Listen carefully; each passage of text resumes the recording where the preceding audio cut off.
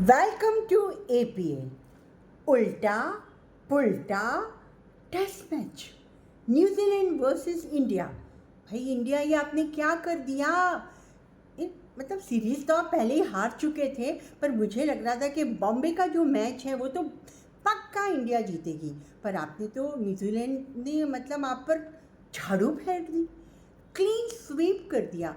3-0 से न्यूजीलैंड ने इंडिया के अगेंस्ट ये सीरीज जीत ली और हिस्ट्री में ना एक मतलब हिस्ट्री बना दी न्यूजीलैंड ने। इतने सालों के बाद इंडिया अपने ही घर में क्लीन स्वीप हुई है किसी भी टीम से। हिस्ट्री हो गई भाई, हिस्ट्री हो गई। अश्के भाई, अश्के न्यूजीलैंड, कमाल कर दिया आपने। और मैं क्या कहूँ अभी आपके मतलब। और सबसे पहले मैं आपको एक बहुत अच्छी राज की बात बताना चाहती हूँ। ये जो बॉम्बे का टेस्ट मैच था ना, इसमें मेरा ब्रदर वीरेंद्र सिंह ने प्रिडिक्शन किया था। उनका बॉल टू बॉल प्रेडिक्शन सही हो रहा था। जब है ना अभी पंत धड़ाधड़ जिताने पे तुल गया था, तो मैंने अपने ब्रदर वीरेंद्र को कहा था कि अब तुम गलत हो, अब देखना इंडिया जीतेगी। एंड ही सेड कि पंत लंच के बाद आते थे आउट हो जाएगा, इंडिया 130 के अंदर रन बनाएगी और इंडिया हारेगी। मैंने कहा था चलो चलो शर्त लगाते हैं। ओहो, मैं तो शर्त भी हार गई। मैं आपको क्या बताऊं, मैं तो वानखेड़े में कल टेस्ट मैच देखने भी गई थी मैं, लेकिन जैसी एंटर हुई तो शुभम गिल आउट होके जा रहे थे। अरे मैंने कहा गिल भाई थोड़ा मेरा वेट कर लेते, मैं आ रही थी ना, ट्रैफिक में फंस गई थी। पर वो तो चले गए। उसके बाद मुझे लगा कि लैथम उनकी बैटिंग देखती हूँ, लेकिन वो तो मुझे देखते से खटाक से आउट हो गए। अरे मैंने कहा ये क्या कर दिया लैथम भाई, आपने क्या कर दिया? मैं तो चाह रही थी कि आपकी बैटिंग देखूँ, अब तो ये जा वो जा। फिर मुझे कल ही देख के लगा था कि न्यूजीलैंड है ना, अभी ये मैच तो नहीं जीतेगी। लेकिन आज सुबह जब न्यूजीलैंड ने इंडिया को टारगेट दिया 146 रन बनाने का, भाई अश्के मैंने कहा ये ले, इंडिया तो क्या जीतेगी ये मैच। लेकिन बाद में मेरे ब्रदर ने कहा कि आप देखती जाओ, अभी एक के बाद एक सब आउट हो जाएंगे। और वास्तव में वही हुआ, धड़ाधड़ आउट हो रहे थे। और मैं ये पूछना चाहती हूँ रोहित शर्मा, आप क्या करते, कौन सा शॉट को खेलते हैं? आपसे एक रन भागा नहीं जाता तो आप खड़े खड़े आपको लगता है कि छक्के मारेंगे, पर आप देख रहे हैं ना कितना मतलब बॉल है ना स्पिन हो रही है, तो आप ऐसे लॉफ्ट क्यों कर रहे हैं? कल भी मैंने देखा था कि विल यंग ऐसे ही लॉफ्ट करने पे आउट हो रहे थे और रोहित शर्मा ने भी वही किया।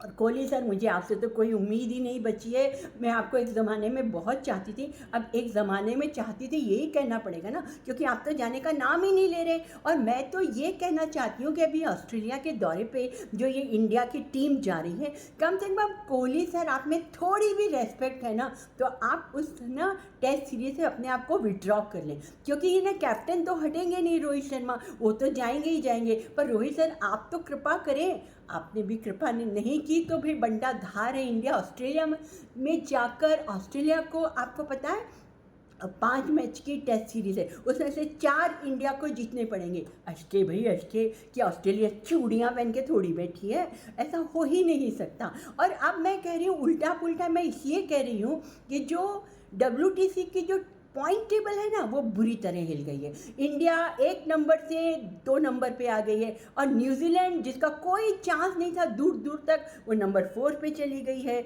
ऑस्ट्रेलिया, और अभी बात ये है कि Australia, India, Lanka and New Zealand. मैं न्यूजीलैंड में आपके लिए बहुत खुश हूँ। आप में वो एजाज पटेल, अरे भाई शू करो छो एजाज भाई, आपने मतलब ऐसा क्या कर दिया यार, इतना क्या आपने बॉलिंग कर दी कि वो मतलब इंडिया खेल ही नहीं पाई। पूना के मैच में हमको सेटनर ने धोया था और यहाँ एजाज पटेल ने धो दिया। मतलब बात घूम फिर कर आती है कि जो इतनी महान हमारी इंडियन टीम है, जो स्पिनर की महारथी मानी जाती है, वो ना स्पिन खेल पाई ना स्पिन कर पाई।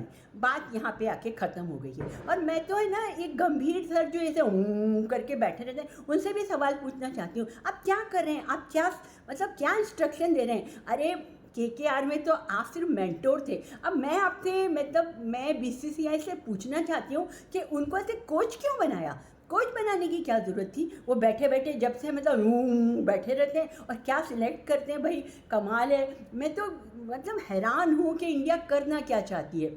अगर इसी तरह रहा तो WTC से ये है ना बाहर हो सकती है इंडिया, अभी इस कगार पे आके रुक गई है।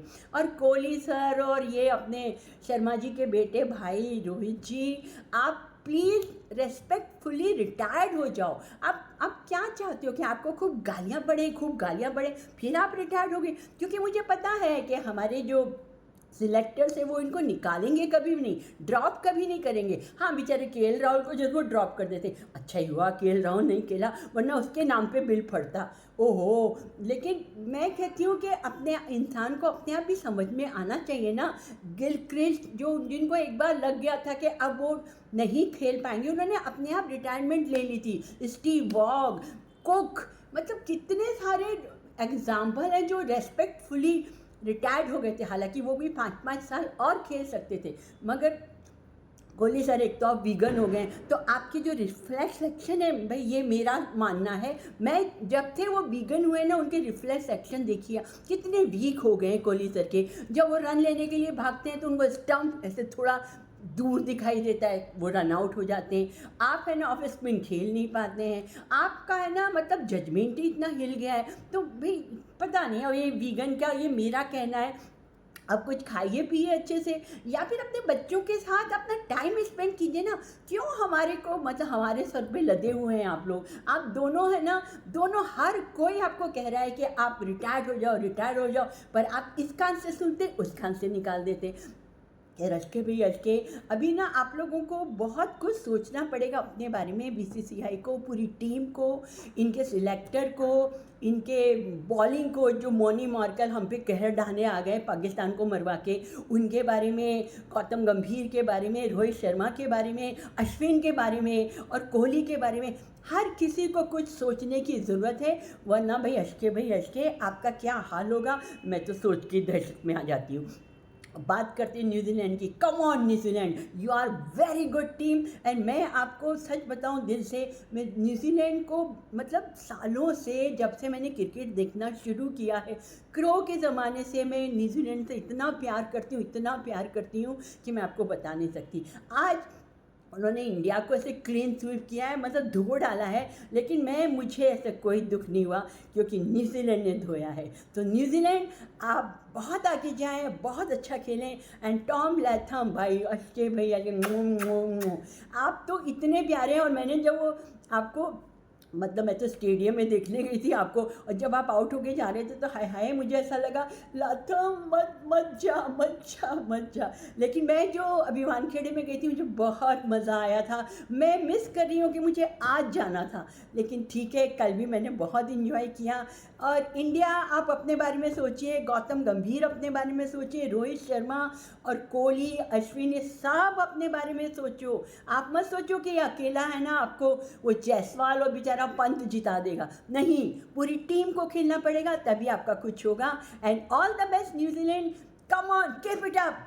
सो गाइस, अब मैं आपसे बहुत जल्दी मिलती हूँ अच्छे से मैच के रिव्यू को लेके, या फिर अभी मैं सिंघम देखने जा रही हूँ, कल सिंघम रिटर्न, मैं उसका रिव्यू आपको बहुत जल्दी पेश करूँगी। एंड वीरेंद्र भाई, थैंक यू सो मच। तुम तो इसी तरह से अगर प्रिडिक्ट करते रहे तो तुम वो प्रिडिक्ट करने वाला है ना, एक होता है ना इंसान होता है जो प्रिडिक्ट करता है, भविष्यवाणी करता है, वो बन जाओ। तो wish you all the best, everything is okay. प्यार से रहें, मेरे APL को ऐसे ही प्यार दें, और मेरे YouTube चैनल को ज़रूर सब्सक्राइब करें। सो गाइस, आपसे बहुत जल्दी मिलती हूँ, तब तक के लिए बाय बाय।